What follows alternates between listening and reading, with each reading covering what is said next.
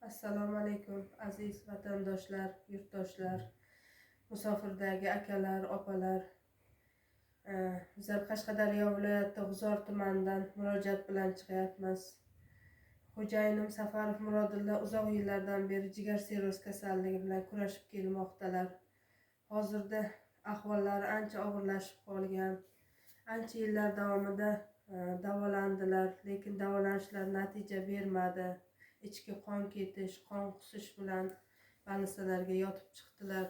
Endi vrachlar oxirgi chora jigar almashtirish operatsiyasini amalga oshirish kerak. Boshqa yo'li yo'q deyishyapti. Sizlardan iltimos yordam beringlar. Shu xo'jayinimni operatsiya qilish uchun katta mablag' kerak ekan.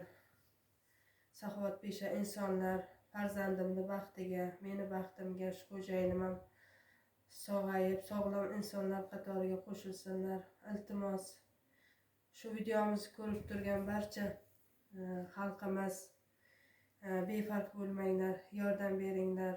Mana shu videoni ko'proq insonlarga, saxovatpesha insonlarga yetib borishi uchun ko'proq tarqatinglar. Sizlardan iltimos qilib qolamiz.